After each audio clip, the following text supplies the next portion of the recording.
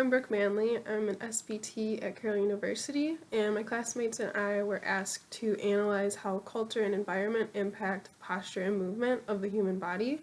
So we did this by traveling to the Milwaukee Public Museum and looking at their exhibits and comparing the culture and the environment to our own. This is the first exhibit that I looked at.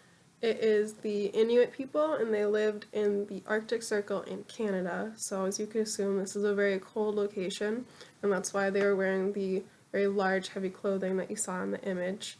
So I noticed that they had a hunched over posture, or they were kyphotic, and I think that this could be a mechanism to stay warm, because when you're contracting all those muscles, you're generating body heat.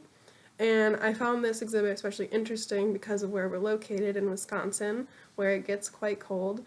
So I noticed, especially on campus, all the students will be kind of hunched over like this, and I'm assuming this is also a mechanism to stay warm.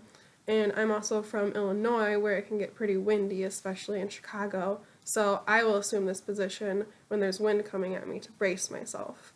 However, I don't think this is the reason that our population experiences kyphosis. I think it's because we're always hunched over looking at laptops, taking notes, especially in the student population.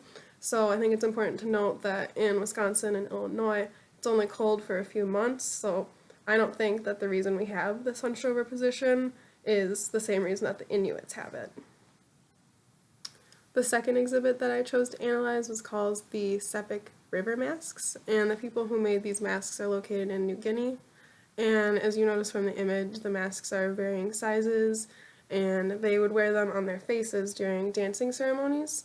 And I believe that this would cause severe flexion of the neck and really strain the neck extensors in an effort to maintain that upright head position. And I also hypothesize that this would cause a kyphotic posture, especially in the cervical spine. So as I mentioned, they were worn during dance ceremonies, so I did a little research on what these dancing ceremonies contained, and I noticed, that the people in them wouldn't wear shoes, and that their dancing usually involved exaggeration of the foot flat phase of gait, and they would skip the heel strike. So this would create a clapping noise on the ground that would go to the music, and they would often wear beads around their ankles or something like that, and it really enunciate that step. So they would do kind of a hopping pattern when they were doing this and landing flat on their feet, and this would eliminate the double limb stance period, and they only would have single limb stance. So this would increase the pressure on their lower extremities because they have to support more body weight on just one limb, and it would also decrease their stability. So because we don't really have a cultural dance here, I just compared their gait pattern in that dance to our normal gait pattern. So most of our population has a very defined heel strike, and if you come across an individual who lands with a flat foot and skips that heel strike phase, then you would assume that they probably have a weak dorsiflexor, not that they're doing it for music.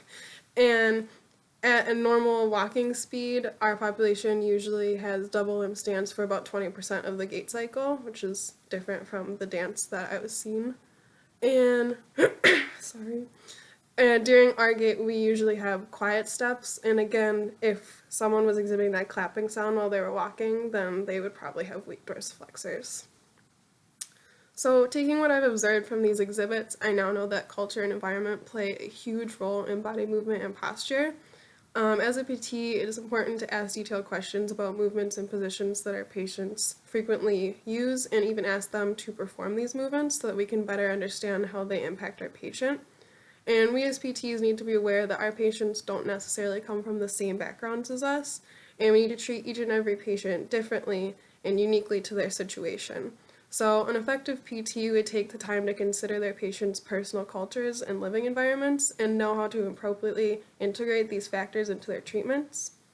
Thank you for watching, and thank you to the Milwaukee Public Museum and my professors for giving me the experience. Bye.